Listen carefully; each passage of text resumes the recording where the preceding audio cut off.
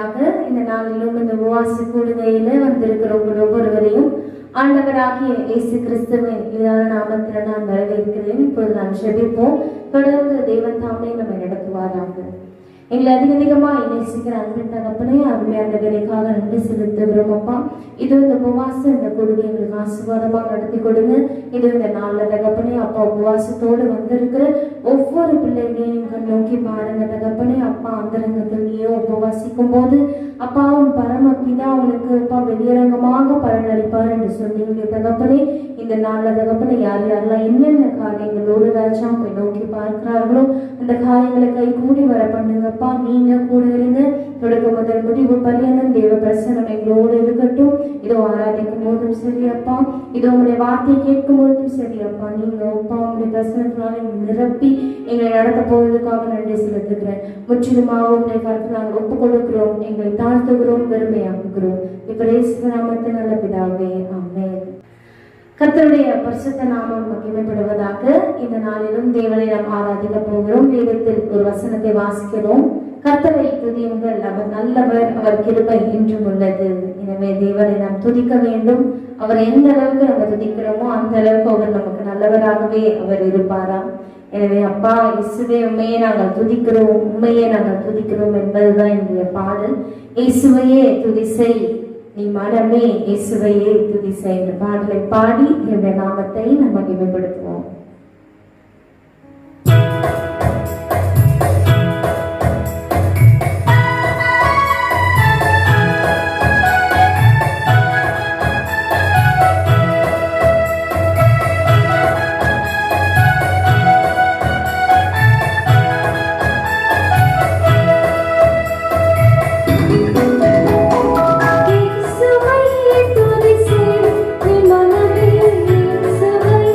துதி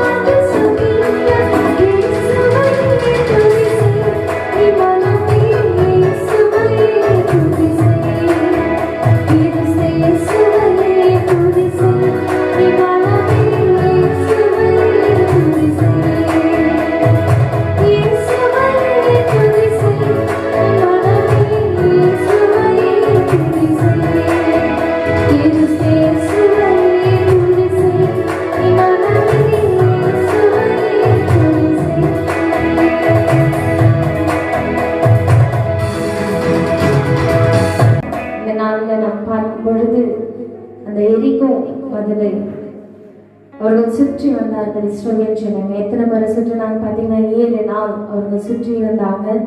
அவங்க ஒண்ணுமே செய்யல. கையில பெரிய கடப்பாரையோ இல்லை மண்வெட்டியோ எல்லாம் எடுத்து உடைச்சு நம்ம அதை எல்லாத்தையும் நம்ம இது பண்ணிடலாம், தகர்த்திடலாம் அப்படின்னு சொல்லி அவங்க எதுவுமே செய்யல. அவங்க செய்த ஒரே காரியம் தேவனை துதிப்பது. தேவனை துதித்தான் பாருங்க, இயற்கைக்கு அப்பாற்பட்ட காரியங்கள் கூட மாறும். பார்த்தீங்கன்னா ஒரு சின்ன ஒரு பில்டிங் எடுக்கணும்னா புல்டோசர் வச்சு இது பண்றாங்க. ஒரு சுத்தி நிறைய காரியங்கள் தேவைப்படுது. ஆனா அப்படிப்பட்ட அந்த மதில் சுவரை இவர்களுடைய துதியினால தேவன் அதை இடிந்து விட பண்ணினார். அது போலதான் நம்முடைய வாழ்க்கையில எவ்வளவு பெரிய மதில் சுவரா இருக்கட்டும், தேவன் நினைத்த மாத்திரத்துல ஒரு நொடி பொழுதுல எல்லாவற்றையும் ஒரு மாற்ற ஒரு வல்லமை உள்ள தேவனாய் இருக்கிறார். எனவே தேவன் அதிகமா துதிங்க, அவரையே நினைத்து அநேக பாடல்களை பாடுங்க. நிச்சயமா நம்முடைய வாழ்க்கை இப்படியே இருக்க போறதில்லை, ஒரு பெரிய மாற்றத்தோடு தேவன் நம்மை வாழ வைப்பாராக. தொடர்ந்து தேவன் தாமே நம்மை நடத்துவாராக. ஆமென். ஆண்டவராகிய இயேசு கிறிஸ்துவின் இனிய நாமத்திலே இந்த உபவாச நாளிலே தேவ சமூகத்தில் காத்திருக்கிறவர்கள் யாவரையும் வாழ்த்துகிறேன். இம்மாதத்திலும் கர்த்தர் தாமே வாக்குத்தத்தன்படி நம்மை வழி நடத்தி கொண்டிருக்கிறார்.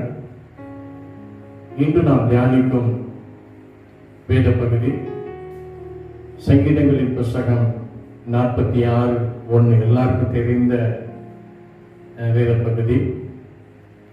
இப்பொழுது நிலவிக் கொண்டிருக்கிற தேசத்தின் சூழ்நிலைகளில் நாம் உறுதியாக பிடித்துக் கொண்டிருக்கிற வாக்குத்தத்தம் இது. சங்கீதம் 46:1 நான் வாசிக்கிறேன். தேவன் நமக்கு அடைக்கலமும் பலனும் ஆபத்து காலத்தில் அனுகூலமான துணைவானவர். ஆமென், ஆமென். நாம் ஜெபிப்போம். மகா இருக்கும் கிருபை நிறைந்த நல்ல ஆண்டவரே, இந்த உபவாச நாளிலும் மட்டுமாய் ஆராதிக்க தந்த கிருபைக்காய் ஸ்தோத்திரம். இப்பொழுதும் உம்முடைய வார்த்தைக்காக முற்றிலுமாய் காத்திருக்கிறோம். ஆவியான தாமே இடைக்கட்டை நடத்துவீராக. தேவதாமே இம்மட்டுமாய் ஒவ்வொரு உபவாச கூட்டங்களிலும் உங்களுடைய சமூகத்தில் காத்திருக்கிற உங்களுடைய பிள்ளைகளை பலப்படுத்தி நடத்தி கொண்டிருக்கிறேன். இந்த உபவாச கூட்டத்தையும் ஒரு ஆசீர்வாதமாக நடத்தி தரும்படியாய் நேசருடைய கருத்தில் ஒப்புக்கொண்டு ஜெபிக்கிறேன். துவக்கம் இறுதி மட்டுமாய் மகிமையின் பிரசன்னமாக செய்யட்டும். மீட்புற ரட்சகருமான இயேசு கிறிஸ்துவின் இனிய நாமத்தில் கெஞ்சி கொண்டாடுகிறோம் நல்ல பிதாவே. ஆமென். தேவனுடைய பரிசுத்த நாமத்திற்கு மகிமை உண்டாவதாக. எத்தனை பேர் விசுவாசிக்கிறீங்க இந்த கால தேவன் நமக்கு அடைக்கலாம்?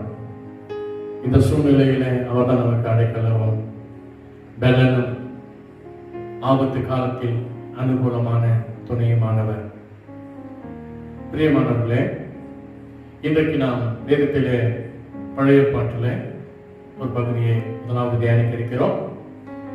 அது குறிப்பாக பழைய பாட்டில் அடைக்கல பட்டணம் என்ற தலைப்பில் நாம் இன்றைக்கு சத்தியத்தை தியானிக்க இருக்கிறோம். என்னாகும் புஸ்தகம் 35ஆம் அதிகாரம் 6ஆம் வசனத்தை எடுத்துக்கொள்ளுங்கள். என்னாகமம் 35:6. இதில் முதல் பகுதி மாத்திரம் நான் வாசிக்கிறேன். நீங்கள் லேவியருக்கு கொடுக்கும் பட்டணங்களில் அடைக்கலத்திற்காக 6 பட்டணங்கள் இருக்க வேண்டும். கொலை செய்தவன் அங்கே தப்பி ஓடி போகிறதற்கு அவைகளை குறிக்க கடவீர்கள் என்று முதல் பகுதியில் நாம் பார்க்கிறோம். பிரியமானவர்களே, ஒருவேளை உங்களுக்கு இது அடைக்கலம் பட்டணம் என்றால் புரியாமல் இருக்கலாம். இன்றைக்கு கூட நம்முடைய தேசங்களில் நாம் பார்க்கிறோம், அகதிகள் முகாம் என்று தற்காலத்தில் வைத்திருப்பார்கள். அங்கே அகதிகளை தங்க வைப்பது உண்டு. அதே போலதான் இந்த அடைக்கலம் பட்டணமும் பழைய ஏற்பாட்டு காலத்தில் உருவாக்கப்பட்டிருந்ததை நம் வேதத்திலே பார்க்கிறோம். இஸ்ரேல் ஜனங்கள் எகிப்திலிருந்து விடுதலையாக்கப்பட்டு பாலும் தேனும் ஓடுகிற கானான் தேசத்திற்குள் அழைத்து வரும்போது கர்த்தர் மோசேயிடம் இந்த பட்டணத்தை குறித்து சொல்கிறார். இதனை குறித்து நாம் உபாகமம் 4ஆம் அதிகாரம் 43ஆம் வசனத்திலே நாம் பார்க்கலாம். எடுத்துக்கொள்ளுங்கள். உபாகமம் 4:43. 43.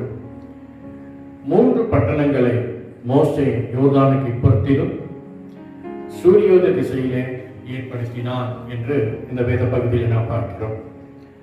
3 பட்டணங்கள், இந்த அடைக்கல பட்டணங்கள் யோர்தானுக்கு இப்புறத்திலே.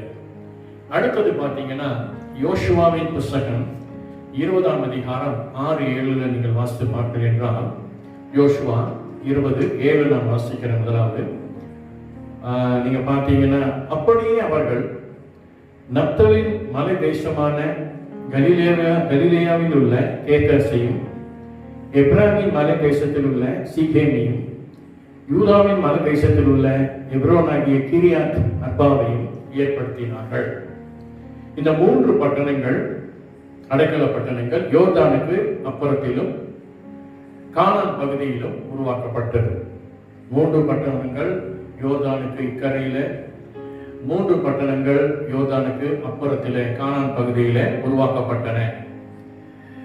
மொத்தம் 6 பட்டணங்கள், அடைக்கல பட்டணங்கள்.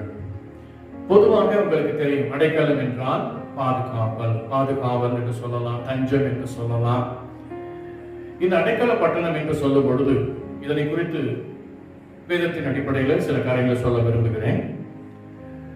இந்த அடைக்கல பட்டணம் கொலை குற்றம் செய்தவன் தப்பித்துக் கொள்ள தேவன் ஏற்படுத்திய ஒரு ஏற்பாடாகும்.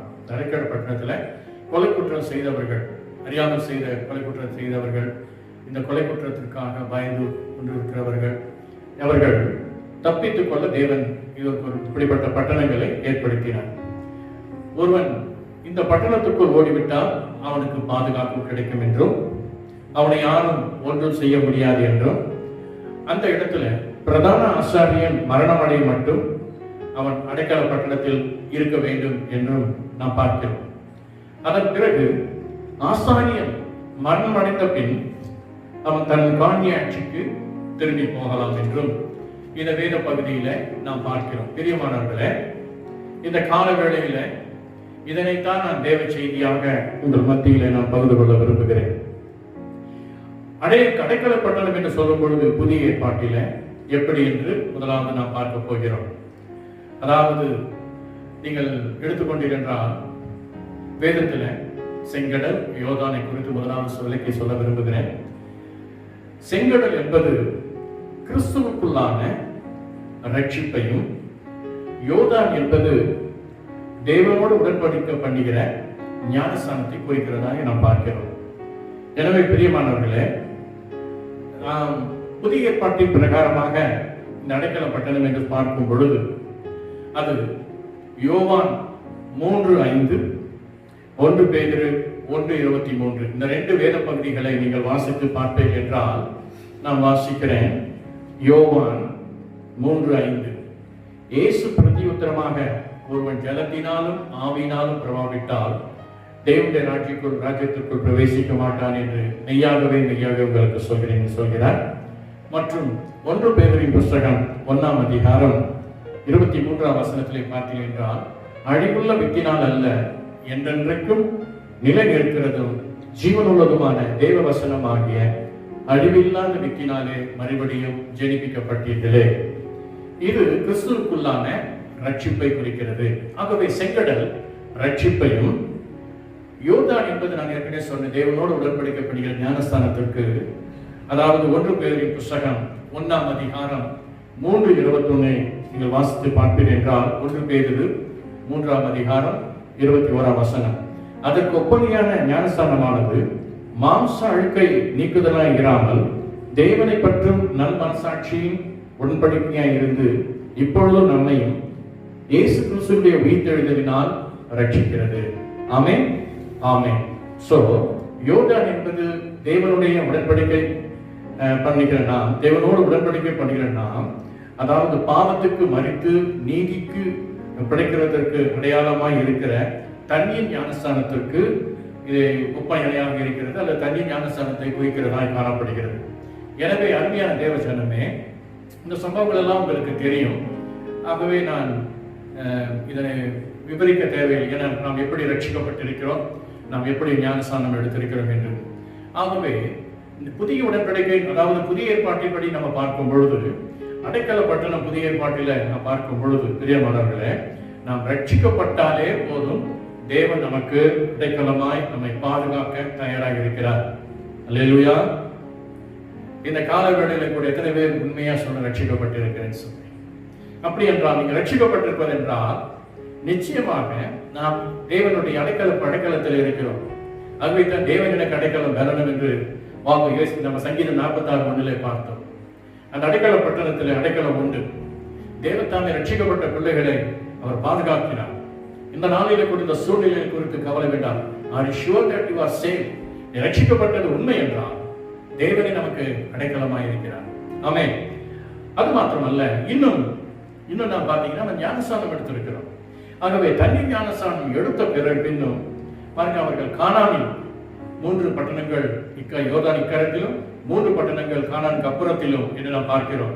ஆகவே ஞானஸ்நானத்துக்கு பின்னும் நமக்கு அடைக்கலம் உண்டு. ஆகவே ரட்சிப்புக்கு முன்னும் ரட்சிப்பிலும் மற்றும் ஞானஸ்நானத்திலும் நமக்கு முன்னும் பின்னும் அடைக்கலம் உண்டு. இது நமக்கு கிடைத்தான பெரிதான ஒரு ஸ்லாக்கி. தேவனுடைய பரிசுத்த நாமத்திற்கு மகிமை உண்டாவதாக. அன்றைக்கு இந்த அடைக்கலம் பட்டணம் தேவனால், அதாவது மோசே இடத்தில் ஆண்டவர் சொல்லி இப்படிப்பட்ட அடைக்கல படத்தை ஏற்படுத்து என்று சொல்கிறார். புதிய ஏற்பாட்டில இந்த அடைக்கலம் பட்டணத்தை குறித்து நான் பார்க்கும் பொழுது ஆண்டவராகிய இயேசு கிறிஸ்துவே அதாவது நமக்கு அடைக்கலமாக இருக்கிறார். எப்படி ஆண்டவராகிய இயேசு கிறிஸ்து நமக்கு அடைக்கலமாக இருக்கிறார்? நாம் இயேசுவாகிய வார்த்தைக்குள், ஆதியிலே வார்த்தை இருந்தது, அந்த வார்த்தை மாம்சமாகி இன்று உங்களுக்குள்ளும் எனக்குள் வாசமாக இருக்கிறது. இயேசுவாகிய வார்த்தைக்குள் நாம் நுழைந்து விட்டால் என்று நமக்கு ஒரு பாதுகாப்பு. ஆமென். ஹல்லேலூயா. சந்தோஷமா இருக்கு. எதை குறித்து நம்ம கலங்க வேண்டாம். ஆகவே இன்றைக்கு எனக்கு என்ன பாதுகாப்பு இருக்கிறது என்று நீங்கள் எதை குறித்து நம்ம கலங்க வேண்டாம். இன்றைக்கு நமக்கு கொடுத்ததான அடைக்கலம் ஜீவனுள்ள தேவனுடைய வார்த்தைக்குள் நாம் நுழைந்து இருக்க வேண்டும். அந்த வார்த்தையில் தான் நமக்கு அடைக்கலம் உண்டு. அந்த வார்த்தை தான் நமக்கு பாதுகாப்பு. இதனை குறித்து நான் ரோமருக்கு எழுதின நிருபம் 8ஆம் அதிகாரம் 1 வாசித்து பார்த்தேன். ரோமர் 8:1 ஆனபடியினால் கிறிஸ்து இயேசுக்கு உட்பட்டவனாய் இருந்து மாம்சத்தின்படி நடவாமல் ஆவியின்படி நடக்கிறவர்களுக்கு ஆக்கினை தீர்ப்பு இல்லை. தேவனுடைய பரிசுத்த நாமத்திற்கு மகிமை உண்டாவதாக. இன்னும் இதே வேத பகுதியில 8ஆம் அதிகாரம் 33, 34 நான் வாசிக்கிறேன். பிரியமானவர்களே, தொடர்ந்து அதை பாருங்கள். தேவன் தெரிந்து கொண்டவர்கள் மேல் குற்றம் சாட்டுகிறவர் யார்? தேவனே அவர்களை நீதிமான்களாக்குகிறவர். ஆக்கணிக்குள்ளாக தீர்க்கிறவன் யார்? கிறிஸ்துவே மரித்தவர், அவரே எழுந்தும் இருக்கிறார், அவரே தேவனுடைய வலது பார்சத்தில் இருக்கிறார், நமக்காக வேண்டுதல் செய்கிறவரும் அவரே. தேவனுடைய பரிசுத்த நாமத்திற்கு மகிமை உண்டாவதாக. ஆகவே நமக்கு புதிய பாட்டு பரிசுத்தால் நமக்கு கிடைத்ததான ஒரு பெரிய ஒரு சாக்கியம் தெரிவிக்கலாம். நமக்கு ஆக்கினை தீர்ப்பு இல்லாமல் பாதுகாவல் உண்டு, அடைக்கலம் உண்டு. ஆமென், ஆமென். இது எது வரைக்கும் உண்டு? இந்த பாதுகாப்பு எது வரைக்கும் உண்டு? பழைய ஏற்பாட்டில நீங்க பாத்தீங்கன்னா பிரதான ஆசாரியன் உயிரோடு இருக்கு மட்டும் அவனுக்கு அடைக்கலம் உண்டு.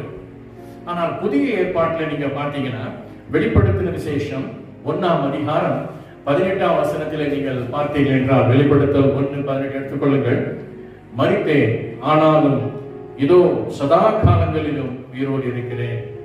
ஆகவே வெளிப்படுத்தல் 1:18 படி பிரதான ஆசாரியர் ஆண்டவராகிய இயேசு கிறிஸ்து சதா காலங்களிலும் அவர் உயிரோடு இருக்கிறார்.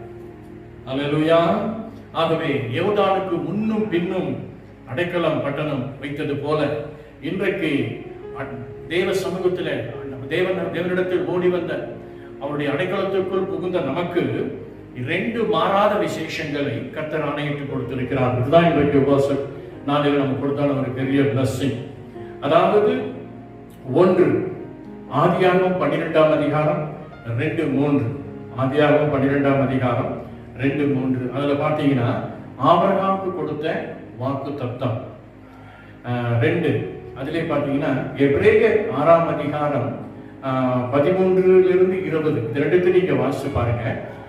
எடுத்து சொல்ல போனா ஆதியாகமம் 12:2-3, எபிரேயர் 6ஆம் அதிகாரம் 13-20 இதுல பாத்தீங்கன்னா முதலாவது ஆபிரகாம் கொடுத்த ஆசீர்வாதமான வாக்கு தத்தம் அதில் குறிப்பிடப்பட்டிருக்கிறது. அதிலே நீங்க பார்த்தீங்கன்னா நம்ம வாசிக்க கேட்போம். முதலாவது எபிரேயர் 6ஆம் அதிகாரம் 6ஆம் அதிகாரம் 13 ஒரு சில வசனங்களை மாற்றி நான் வாசிக்கிறேன். ஆபிரகாமுக்கு தேவன் வாக்குத்தத்தம் பண்ணின போது ஆணையிடும்படி தம்மிலும் பெரியவர் ஒருவரும் இல்லையே என்பது தமது பேரிலே ஆணையிட்டு, நிச்சயமாகவே உன்னை ஆசீர்வதிக்கவே ஆசீர்வதித்து உன்னை பெருகவே பெருக பண்ணுவேன் என்றார். அந்தபடியே அவன் பொறுமையாய் காத்திருந்து வாக்குத்தத்தம் பண்ணப்பட்டதை பெற்றான்.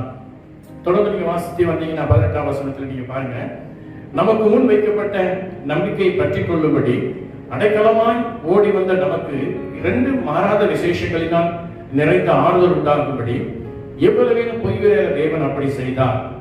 மற்றும் 20ஆம் வசனத்தில் நீங்க பாத்தீங்கன்னா, நமக்கு முன்னோடியானவராகிய இயேசு மெல்கிசேதேக்கின் முறைமையின்படி நித்திய பிரதான ஆசாரியர் நமக்கு அந்த திரைக்குள் பிரவேசித்தார் என்று இந்த வேத வசனம் சொல்கிறது. அருமையான தேவ ஜனமே, இந்த வேத வசனத்தின்படி நம்ம பார்க்கும் பொழுது தேவன் ஆபிரகாமுக்கு கொடுத்த ஆசீர்வாதமான வாக்கு தத்தம்.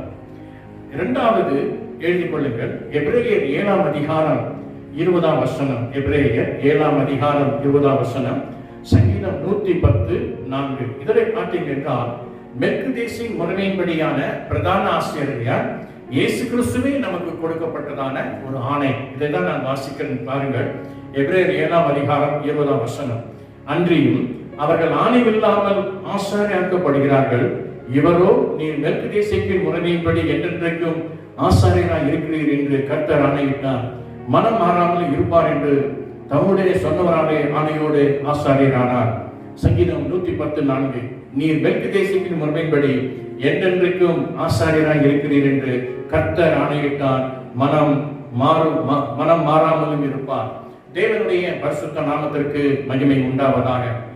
தேவனுடைய அடைக்கலத்திற்குள் ஓடி வந்த நமக்கு 2 மாறாத விசேஷங்கள். ஒன்று, ஆபிரகாம் கொடுத்த ஆசீர்வாத வாக்கு தத்தம். இதனை எபிரேயர் 6ஆம் அதிகாரம் 13-20 வசனங்களை வாசித்து பாருங்கள். ஆதியாகமம் 12:2-3.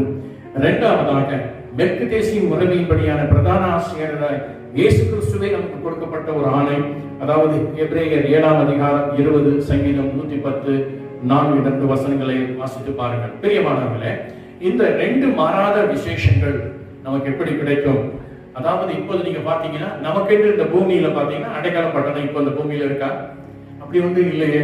இன்னும் நாம் பார்க்கிறோம், இயேசு கிறிஸ்து இந்த பூமியில இப்போ நம்ம பார்க்கிறோமா? கண் இல்லை, இந்த பூமியில அவரும் இல்லையே. அப்போ நம்மிடம் இருப்பதுக்கு என்ன, எப்படி, எது நமக்கு அடைக்கலமா இருக்கிறது?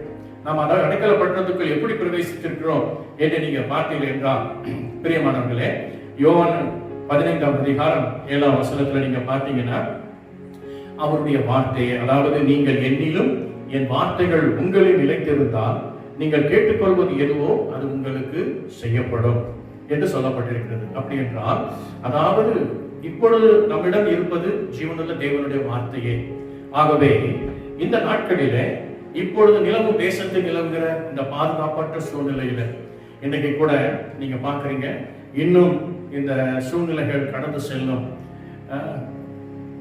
இந்த குறிப்பாக இந்த தேசத்துல இந்த கொரோனா வைரஸ் இன்னும் பல மாதங்கள், இன்னும் அடுத்த வருடத்தில் கூட இது கடந்து செல்வதற்கு வாய்ப்பு உண்டு. இன்னும் இந்த பிப்ரவரி மாதத்திலாம் பார்த்தீங்கன்னா, வெறும் நம்ம தமிழ்நாட்டிலே கிட்டத்தட்ட 3 லட்சத்துக்கு மேலாக பாதிக்கப்படுவார்கள். இப்படியெல்லாம் சொல்லிக் கொண்டிருக்கிறார்கள். இருப்பினும் ஒரு பாதுகாப்பற்ற சூழ்நிலையில தேசம் காணப்படுகிற நாம் பார்க்கிறோம்.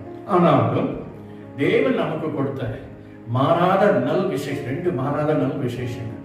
அதில் குறிப்பாக புதிய ஏற்பாட்டு பரிசுத்தவான்களாகிய நமக்கு ஆண்டவருடைய அவருடைய வார்த்தையே நமக்கு அடைக்கலமாக இருக்கிறது. ஆகவே அடைக்கல பட்டணமாகிய ஆண்டவராகிய இயேசு கிறிஸ்துவின் வார்த்தைக்குள் நுழையுங்கள். கடந்த 4 மாதங்களாக தொடர்ச்சியாக ஆண்டவருடைய வார்த்தையை நம்ம தியானித்துக் கொண்டிருக்கிறோம். தேவ சத்தியத்திற்குள் நாம் கடந்து வந்திருக்கிறோம். நீங்க ஒருவேளை நினைக்கலாம், இந்த மெசேஜ் எல்லாம் நம்ம முன்னாடியே தியானிச்சிருக்கோம், இந்த வேத பகுதியில நம்ம தியானிச்சிருக்கிறோமே அப்படின்னு நினைக்கலாம். ஒவ்வொரு ஆராதனையிலும், ஒவ்வொரு சபை கூடுதலையும், ஒவ்வொரு ஊழியங்களிலும் தேவனுடைய வார்த்தையை நாம் அவரை ஆராதிக்கும் பொழுது, அவரை துதிக்கும் பொழுது, அவரை மகிமைப்படுத்தும் பொழுது, அவருடைய வார்த்தையை தியானிக்கும் பொழுது, அருமையான தேவச்சனமே, அந்த வார்த்தைக்குள் நாம் நுழையும் பொழுது நமக்கு கிடைக்கலாம். இந்த உபவாச கூட்டத்துல யாரெல்லாம் தேவ சமூகத்தில் நீங்கள் காத்து கொண்டிருக்கிறீர்களோ உங்களுக்கு அடைக்கலம் உண்டு. ஆமென். நீங்கள் அடைக்கல பட்டணமாகிய இந்த வார்த்தைக்குள் நுழைந்து விட்டீர்கள். எதை குறித்தும் கலங்காதீர்கள். உறுதியாக அதை பிடித்துக் கொள்ளுங்கள். நிச்சயமாக மாறாத 2 நல்ல விசேஷங்கள். ஒன்று, ஆபிரகாமுக்கு கொடுத்த வாக்குத்தத்தம், ஆசீர்வாத வாக்குத்தத்தம் நம்முடைய வாழ்க்கை நிறைவேறும். 2, மெல்கிசேதேக்கு முறையின் படியான ஆசீர்வாதம் நிச்சயமா நம்முடைய ஜனத்திற்கு கர்த்தர் வைத்திருக்கிறார். அல்லேலூயா. ஒரு எத்தனை பேர் விசுவாசிக்கிறார்? பழைய ஏற்பாட்டு பரிசுத்தவான்களை விட நாம் விசேஷித்தவர்கள். ஆமென், ஆமென். அது மாத்திரமல்ல, இந்த உபவாச நாளிலே தயவுசெய்து எல்லாரும் அப்படியே என்னை நோக்கி பாருங்க. நான் சொல்கிற காரியங்களுக்கு சத்தமா அமீன் என்று சொல்லுங்க பார்க்கலாம். இந்த உபவாச நாளில என்னோட கூட சேர்ந்து சொல்லுங்க. வார்த்தையாகிய இயேசு என்கிற பட்டணத்துக்குள் நான் ஓடி ஒளிந்து கொண்டிருக்கிறேன். ஆமென், ஆமென். ஆகவே வார்த்தையாகிய இயேசு என்ற பட்டணத்துக்குள் நாம் ஓடி ஒளிந்து கொண்டிருக்கிறோம். ஆகவே கர்த்தர் நமக்கு கொடுத்ததான ஒரு பெரிய பிளஸிங் என்ன தெரியுங்களா? உன் வாழ்வு பலப்படும். நீங்க எதை குறித்தும் கலங்க வேண்டாம். இப்போ இருக்க சூழ்நிலைகளை பார்க்க வேண்டாம். இனி எதிர்காலம் எப்படி இருக்கு என்று கலங்க வேண்டாம். அந்த அடைக்கல பட்டணத்தில் நமக்கு அடைக்கலம் உண்டு. அந்த வார்த்தைக்குள் நுழைந்து விட்டோம். அந்த வார்த்தை நமக்கு பாதுகாப்பு உண்டு. அந்த வார்த்தை நமக்கு தஞ்சம். அது மாத்திரமல்ல, அந்த வார்த்தைக்குள் நுழைந்தவர்களுக்கு கர்த்தர் கொடுக்கிறதான பெரிய பிளஸிங், உன் வாழ்க்கை பலப்படும். எடுத்து சொல்ல, உன் வாழ்வு பலப்படும். அது மாத்திரமல்ல, நித்திய மறுமையிலும் ஒருவேளை நம்முடைய கிறிஸ்துவுக்குள் மரித்த அநேக சகோதரர்கள் இருக்கிறார். மறுமையில் நமக்கு கிடைக்கிற ஒரு பெரிய பிளஸிங்ஸ் என்னத்தீங்களா? நித்திய ஜீவன். ஆகவே இந்த நாட்களில அடைக்கலமாகிய தேவனுடைய வார்த்தைக்குள் நாம் நுழைந்திருக்கிறோம். அவரே நமக்கு தஞ்சம், அவரே நமக்கு பலன், அவரே நமக்கு பாதுகாப்பு என்று உறுதியாக அதை பிடித்துக் கொள்ளுங்கள். அது மாத்திரமல்ல, வார்த்தையாகிய இயேசு கிறிஸ்து அடைக்கல பட்டணத்திற்குள் நாம் ஓடி ஒளிந்து கொண்டிருக்கிறோம். இந்த 5 மாதங்களுக்குள் இப்பொழுது நாம் தொடர்ச்சியாக ஆண்டவருடைய வார்த்தைக்குள் ஒளிந்து கொண்டிருக்கிறோம். அந்த வார்த்தைக்குள் ஒளிந்து கொண்டிருக்கிறோம். எதை குறித்து நீங்கள் கலங்க வேண்டாம். உன் வாழ்வு பலப்படும். எதை குறித்தும் கலங்காது. உன் சூழ்நிலையில தேவைகள் கர்த்தர் சந்திப்பார். உன் காரியம் ஜெயமாய் மாறும். கர்த்தர் தாமே இந்த நாளில் உபவாச கூட்டத்தில் கலந்து கொண்டிருக்கிற உங்கள் ஒவ்வொருவரையும் ஆசீர்வதிப்பாராக. அவர் கொடுத்ததான விசேஷித்தமான அந்த வாக்குத்தத்தங்களை உறுதியாக பிடித்துக் கொள்ளுங்கள். அவரே நமக்கு தஞ்சம், அவரே நமக்கு பாதுகாவல். அந்த வார்த்தையாக அடைக்கல பட்டணத்துக்குள் நமக்கு கர்த்தர் வைத்திருக்கிறான மாறாத ஆசீர்வாதங்களை சுதந்தரிங்கள். May God bless you all. எந்த சூழ்நிலையும், அதாவது இப்பொழுது நிலவும் தேசத்தில் நிலவுகிற எந்த ஒரு கிரியும் தன் சரத்தை உண்டாது. கர்த்தருடைய விசேஷித்த பாதுகாவலை நீங்கள் பார்ப்பீர்கள். அந்த வார்த்தைக்குள் நுழைந்துள்ளுங்கள். அந்த வார்த்தைக்கு நமக்கு தஞ்சம், அந்த வார்த்தையை நமக்கு பாதுகாப்பு. இரவும் பகலும் கர்த்தருடைய வேதத்தை தியானிக்கிற மனுஷன் பாக்கியவான். ஆமென், ஆமென். May God bless you all. இந்த வாக்குத்தத்த செய்திப்படி கர்த்தர் உங்களை ஆசீர்வதிப்பாராக. தேவன் தான் நமக்கு அடைக்கலம். தேவன் நமக்கு அடைக்கலம், பலன், ஆபத்து காலத்தில் அனுகூலமான துணையுமானவர். ஆமென், ஆமென். சங்கீதம் 46:1 படி கர்த்தர் தாம் இந்த உபவாச நாளில் காத்துக் கொண்டிருக்கிற உங்கள் ஒவ்வொருவரையும் ஆசீர்வதிப்பாராக. May God bless you all.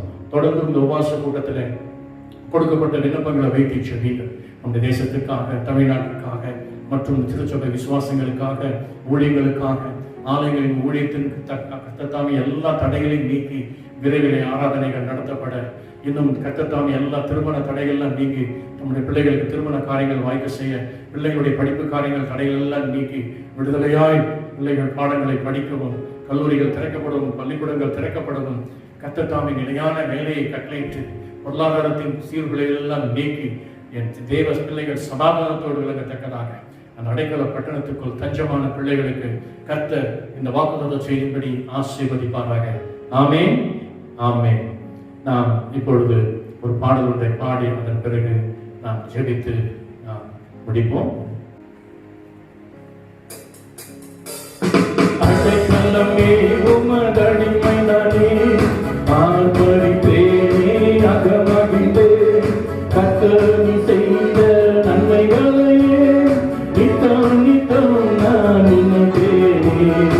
கர்த்தர் நீ செய்த நன்மைகளையே நித்தம் நித்தம் நான் நினைத்தேன். ஆதவந்து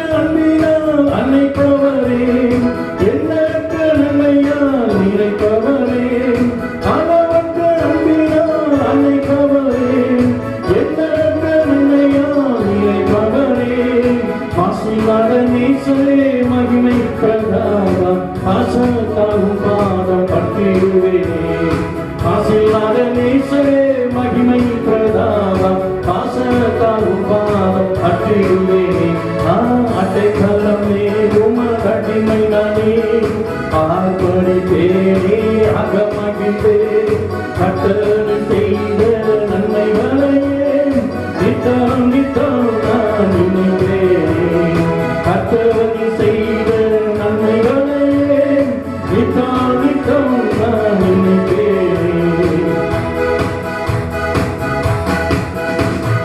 கர்த்தரின் செய்கைகள் பெரியவைகளே சுத்தரின் செயல்கள் மகத்துவமானதே கர்த்தரின் செய்கைகள் பெரியவைகளே சுத்தரின் செயல்கள் மகத்துவமானதே நித்தியரே நியாயங்கள் என்றும் நிற்குமே பக்தரை பேரின்பம் பாக்கியம் நீரே நித்தியரே நியாயங்கள் என்றும் நிற்குமே பக்தரை பேரின்பம் பாக்கியம் நீரே அடைக்கலமே உமதடிமை நானே ஆர்ப்பரிப்பேனே அகமகிழே கர்த்தர் செய்த நன்மைகளையே நித்தம் நித்தம் நான் நினைக்கிறேன் கர்த்தர் செய்த நன்மைகளையே நித்தம் நித்தம் நான் நினைக்கிறேன் என்னை என்றும் போதித்து நடத்துபவரே கண்ணை வைத்து ஆலோசனை சொல்லுபவரே என்னை என்றும் போதித்து நடத்துபவரே கண்ணை வைத்து ஆலோசனை சொல்லுபவரே நடக்கும் வழிதானை காட்டுபவரே நம்பி வந்தோரை கிருபை சூழ்ந்து கொள்ளுவே நடக்கும் வழிதானை காட்டுபவரே நம்பி வந்தோரை கிருபை சூழ்ந்து கொள்ளுவே அடைக்கலமே உமதடிமை நானே ஆர்ப்பரிப்பேனே அகமகிழ்ந்தே கர்த்தர் செய்த நன்மைகளையே நித்தம் நித்தம் நான் நினைக்கிறேனே கர்த்தர் செய்த நன்மைகளையே நித்தம் நித்தம் நான் நினைக்கிறேனே. நாம் ஜெபிப்போம். எல்லோரும் கண்களை மூடி இந்த உபவாச நாளிலும் தேவன் நமக்கு அடைக்கலம் பெறணும் ஆபத்து காலத்தில் அனுகூலமான துணைமானவர் என்ற வாக்குத்தத்தை உறுதியாக பிடித்து நாம் ஜெபிப்போமா? எல்லாரும் கண்களை மூடி காத்திருப்போம். மகா இருக்கும் கிருபை நிறைந்த நல்ல ஆண்டவரே, இந்த உபவாச நாளை கால வேலைக்காக நன்றி ஸ்தோத்திரம் மட்டுமாய் துதிக்க ஆராதிக்கவும் தேவரே இந்த வாக்குத்தத்த செய்தியின்படி அடைக்கலமான பட்டணத்திற்குள் நீர் எங்களுக்கு வைத்திருக்கிற 2 மாறாத விசேஷங்களை உறுதியாக பிடித்து தேவரே இப்பொழுது தேசத்தில் நிலவுகிற இந்த சூழ்நிலையில உம்முடைய வார்த்தையாகிய அடைக்கலத்திற்குள் நாங்கள் நுழைந்திருக்கிறோம் அப்பா. திருச்சபை விசுவாச குடும்பங்கள் ஒவ்வொருவரும் உடைய வார்த்தைக்குள் நுழைந்திருக்கிறபடினாலே நீரே ஒரு விசேஷித்த பாதுகாவலை, நீரே விசேஷித்த அஞ்சத்தை நீர் கொடுத்திருக்கிறீர். இந்த உபவாச கூட்டத்தில் காத்து கொண்டிருக்கிற ஒவ்வொரு பிள்ளைகளோடு நீங்க பேசி மாட்டவரே. இந்த நாட்களில் கடந்த 4-5 மாதங்களாக இந்த சமூகத்தில் இந்த வார்த்தைக்குள் நுழைந்திருக்கிற உடைய பிள்ளைகளுக்கு விசேஷித்த ஒரு பாதுகாவலையும் தஞ்சத்தையும் கொடுத்து கர்த்தத்தாமே இந்த சூழ்நிலையில எந்த விதமான வைரஸ் கிருமிகள் அப்பா நோய் தொற்றுகள் பிள்ளைகளை தாக்காதபடி ஒரு விசேஷித்த பாதுகாப்பை நீ கட்டளையிட்டு தருகிறதுக்காய் சோத்தரிக்கிறோம். ரத்த கொட்டைகளை மூடி மறைத்துக் கொள்ளும். தொடர்ந்து மகிமையின் பிரசன்னம் ஆளுகை செய்யட்டும். இந்த காலங்களில் வாசித்துக் கொண்டிருக்கிற ஒவ்வொருவரையும் கர்த்தத்தாமே இடைக்கட்டி நடத்துகிறாங்க. யார் யார் என்னென்ன தேவைகளுக்காக வாசி ஜெபித்துக் கொண்டிருந்த காரியங்கள்லாம் ஜெயமாக மாறட்டும். இன்னும் யாரெல்லாம் சுகவீனமாய் இருக்கிறார்களோ உடைய அடைக்கல பட்டணத்துக்குள் வார்த்தையாகிய ஆராய்ச்சி வசனத்தை அனுப்பி அவர்களை குணமாக்கிய சத்தியத்தின்படி உடைய அற்புத சுகமளிக்கும் வல்லமை ஒவ்வொரு சரீரத்திலும் காயும்படி ஒப்புக்கொண்டு ஜெபிக்கிறேன். தேவ மகிமை பிரசன்னம் ஒவ்வொருவரையும் ஆசீர்வதிப்பான் நடத்தட்டும் அப்பா. தொடர்ந்து அடைக்கல பட்டணத்துக்குள் புகுந்திருக்கிற ஒவ்வொருவருக்கும் ஒரு விசேஷித்த வாழ்வை ஆம்ராஜனை சொல்லியிருக்கும் வாழ்வு பலப்படும் என்று சொல்லியிருக்கிறீர் அப்பா. அது மாத்திரமல்ல, மறுமையிலும் நீ நித்திய ஜீவனை வைத்திருக்கிறீர். அதற்காக ஸ்தோத்திரம். இந்த வாக்குத்தத்த செய்தியின்படி ஆசீர்வதிங்க. எல்லோருக்கும் நல்ல சுகம் பலன் ஆரோக்கியத்தை கட்டளையிட்டாங்க. தொடர்ந்து நாங்கள் தொடர்ச்சியாய் வாசிக்கிற காரியங்களுக்கு தொடர்ந்து ஜெபிக்க நீ கிருபை தாரும். இந்த உபவாச கூட்டத்தை எங்களுக்கு நீர் ஆசீர்வாதமாய் நடத்தி கொடுத்த தயவுக்காக ஸ்தோத்திரிக்கிறோம். மீட்பர் இரட்சகருமான இயேசு கிறிஸ்துவின் இனிய நாமத்தில் கெஞ்சி மன்றாடுகிறோம் எங்கள் நல்ல பிதாவே. ஆமென், ஆமென். நம்ம எல்லாரும் சேர்ந்து சொல்வோம். என் ஆத்துமாவே கர்த்தரை ஸ்தோத்திரி, என் முழு உள்ளமே என் பரிசுத்த நாமத்தை ஸ்தோத்திரி, என் ஆத்துமாவே கர்த்தரை ஸ்தோத்திரி, அவர் செய்த சகல உபகாரங்களையும் மறவாதே. ஆமென், ஆமென். நம்முடைய கர்த்தராகிய இயேசு கிறிஸ்துவின் கிருபையும் பிதாவாகிய தேவனுடைய அன்பும் பரிசுத்தாவின் அந்யோன்ய ஐக்கியமும் இன்றும் என்றும் சதா காலங்களிலும் நம் அனைவரோடு கூட இருப்பதாக. ஆமென். May God bless you all. கர்த்தர் உங்களை ஆசீர்வதிப்பாராக. தேவன் நமக்கு அடைக்கல பட்டணமாக இருக்கிறார். அவருடைய வார்த்தைக்குள் பிரவேசித்திருக்க நமக்கு ஒரு விசேஷித்த பாதுகாவலையும் தஞ்சத்தையும் அவர் கொடுத்திருக்கிறார். எதை குறித்தும் கலங்காமல் தேவ சமூகத்திலே காத்திருக்க கர்த்தர் உங்களை ஆசீர்வதிப்பாராக. ஆமென்.